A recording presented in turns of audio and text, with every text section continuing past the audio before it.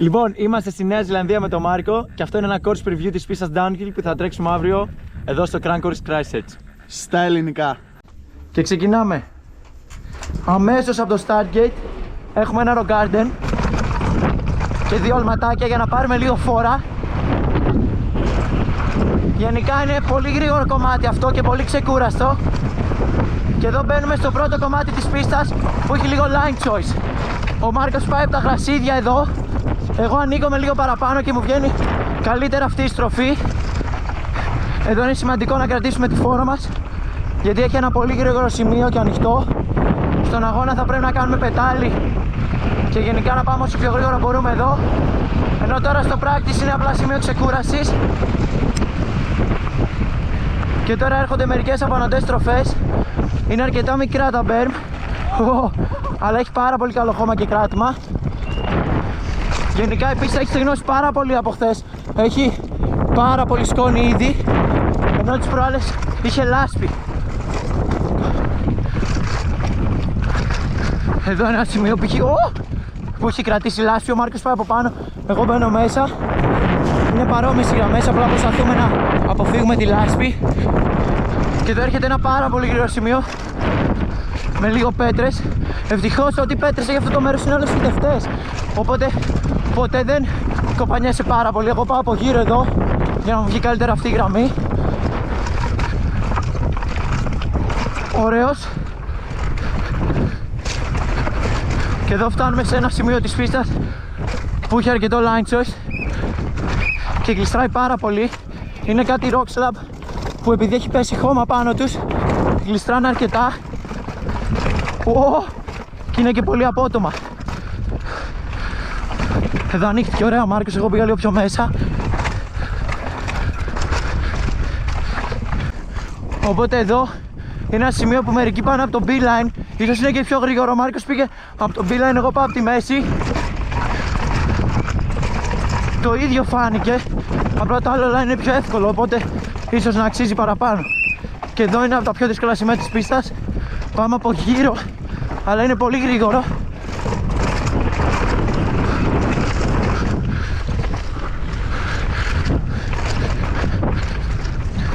Γενικά είναι πάρα πολλές οι γραμμές. Δεν είναι ανάγκη να κάνουν τρελή διαφορά. Σε μερικές απλά ανοίγεσαι λίγο παραπάνω και μπορείς να κρατάς περισσότερη φόρα. Και εδώ βγαίνουμε σε ένα rock slab. Είναι πολύ σημαντικό να κρατήσεις τη φόρα και συνεχίζεις σε ένα σημείο με άλματα. Πάμε.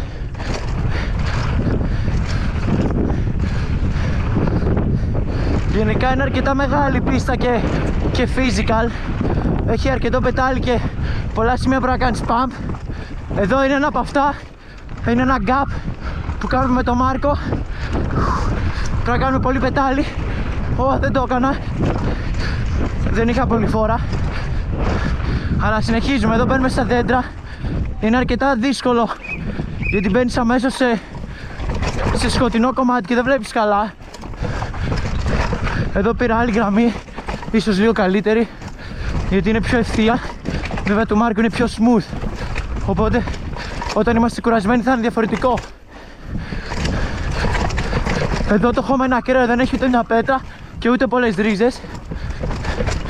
Εδώ τελειώνουν τα tech σημεία και μπαίνουμε στο τελευταίο μεγάλο κομμάτι της πίστας που έχει μόνο άλματα.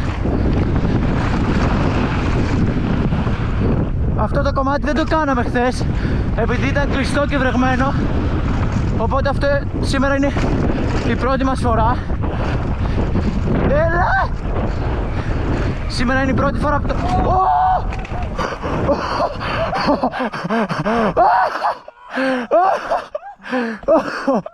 Μαλάκα! Ακραίο! Πήγε να κάνει μάνιο ο Μάρκος, αλλά τόλισε τώρα. Τώρα δεν μπορούμε να συνεχίσουμε για το υπόλοιπο section, γιατί δεν έχουμε φόρα.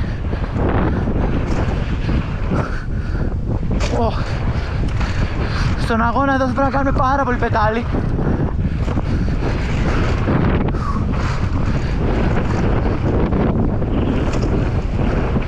Έλα!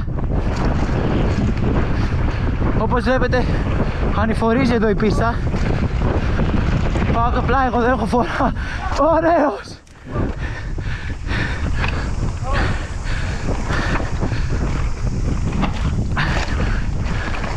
Και εδώ είναι η τελική ευθεία. Θα είναι πάρα πολύ κουραστικό σημείο στον αγώνα με πάρα πολύ πετάλι. Τώρα δεν είναι ανάγκη να κουραστούμε, οπότε πάμε λίγο πιο χαλαρά.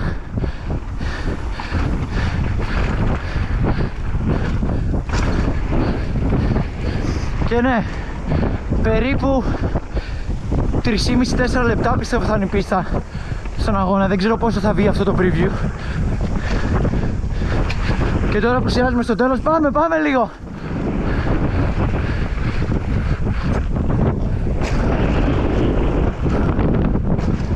Ένα τεράστιο berm και φτάνουμε στο χώρο του τερματισμού.